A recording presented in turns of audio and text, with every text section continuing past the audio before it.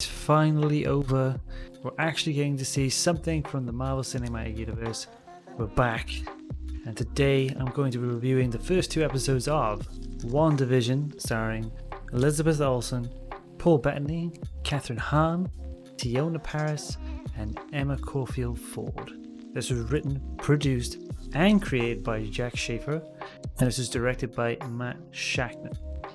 Matt Shakman, by the way, he directed an episode of The Boys. He's directed several episodes of It's Always Sunny in Philadelphia. Absolutely love that show. Game of Thrones, Fargo, Mad Men. This guy's got some experience, and it's really good to see that this TV show itself is in experienced hands.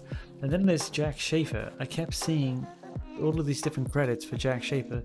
Created by, written by, produced. I just had to know who this person was. Jack Schaeffer hasn't had much of a career as of yet, but in the film industry, most notable works are writing Hustle, starring Annie Hathaway and Rebel Wilson. Also, she wrote the Black Widow movie, which is obviously still caught in post-production, but I can't wait to see that too. So it's very interesting to see what someone with this level of influence can do in a Marvel piece, and I'm excited to see what she will do with our beloved characters. So, what did I think about the first two episodes? There was a sense of disillusionment whilst watching the first episode of WandaVision for me.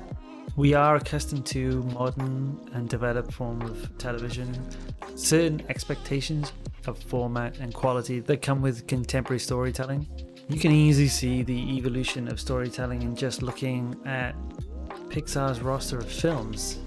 You know, we started off just talking about what would toys do if they were actually alive, to now we're talking about themes of the validity of emotions and how we define meaning and purpose. These kind of philosophical notions were too difficult for most of 20th century television to take on. Seeing Wanda and Vision in these dated shows was odd at first, and I have craved to see these characters so much. It's been so long. It's been so long. So long. See, Peggy agrees, don't you, Peg? Adding to the fact that the format of the first two episodes are based in the 1950s, 60s TV sitcoms like I Love Lucy, The Dick Van Dyke Show, and Bewitched. This was interesting to see them in this idyllic monochrome dreamscape, and there was a moment where I just felt unsatisfied because there's just no answers. I wasn't getting anything, and I wanted to know what's going on, and I realized that I had gone in with a preconception that, you know, this episode, this first thing is going to be answering all of the questions I've had for over a year about where we are and what has happened in the universe. So I can absolutely see that this is not going to be enjoyable for a lot of people at first. It's going to be definitely very divisive. I've often disliked TV shows with laughter tracks, with the exception of a few like The Two Ronnies, Only Fools and Horses, Friends, Red Dwarf, basically a lot of British comedies in the 90s. Sometimes it's used in a way to support, say, poor writing, talking about You, Big Bang Theory, and How I Met Your Mother. This is different. This is an era of television that's always charmed me. I didn't watch many of these shows as a child, but they always were warm and fun in their theatrical presentation, you know, delightful kind of dreamy stories, episodic adventures of, you know, the witch and her husband, the colliding of two worlds. But they aren't shows that I want to watch generally, or, you know, for story especially, or character, or just general entertainment. And I can see why people wouldn't like this as an entrance into WandaVision. If the show was just entirely in this era, I definitely would be satisfied. But it's how they recreated this format's classic style that was so intriguing. I marveled at the sets, the costume design, the makeup, the complexity of the sound production, and of course the performances. Even knowing that it was filmed in front of a live audience, the charm of how this all came together so faithfully left me beaming smiles throughout. It's how I felt whilst watching the Grand Budapest Hotel for the first time, or such a detailed gaze into television's beginnings, like a cultural history lesson. which is ironic because the critics of Marvel always stated that the films are too generic and catered to the broadest of audiences, which doesn't allow for anything particularly unique to ferment. And this doesn't seem like that at all. This is for lovers of television and not the social experiments of reality TV shows that we're inundated of now. This is a romantic trip through America's finest TV sitcoms in order to demonstrate how deeply deluded and in denial Wanda has become. This is where I understand why I felt disillusioned. We are viewing this story almost solely through Wanda's perspective. The reason we can't know what's actually happening is that Wanda doesn't want to know.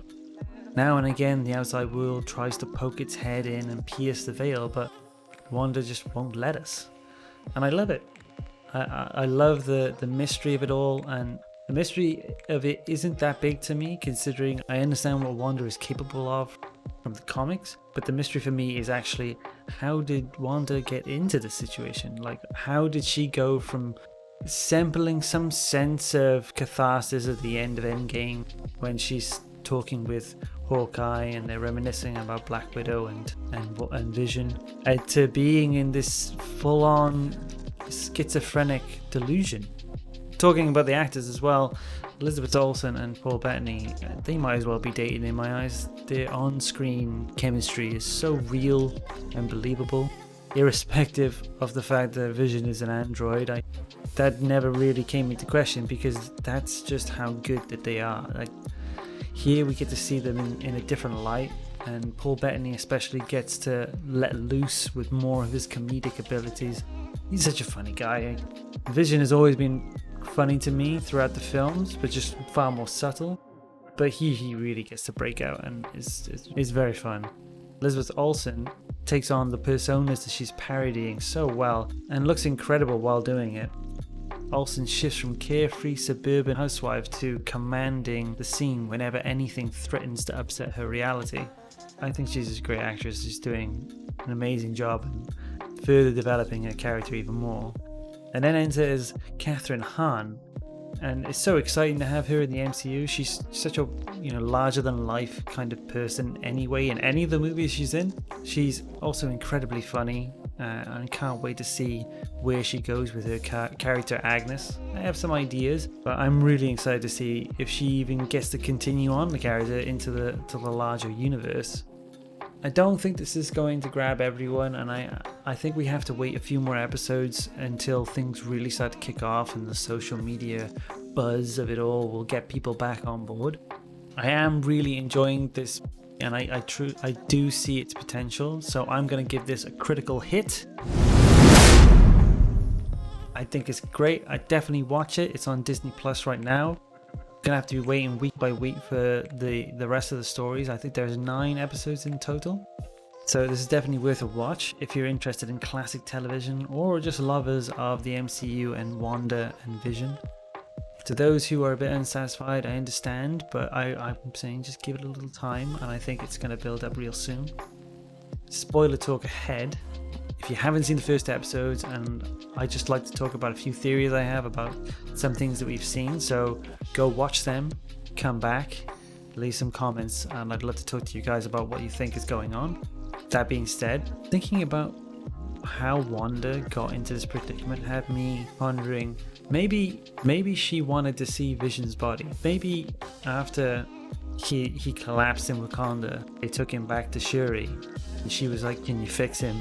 And Shuri said no, that she couldn't do it. So Wanda perhaps was just unwilling to believe that they couldn't be done and fought back, eventually stole Vision's body, and then took it off to somewhere where she created an illusion where he's still alive and slowly tried to piece him back together in whatever way she possibly could. In doing so, created this reality bubble. I don't know, it just doesn't fit in with her as an Avenger, as a character. I don't think she'd be that selfish unless something else was afoot. Or maybe she didn't even ask. Maybe she just took his body in secret while living in a small suburban town, trying to get away from the Avengers lifestyle because everyone knows there's this weapon.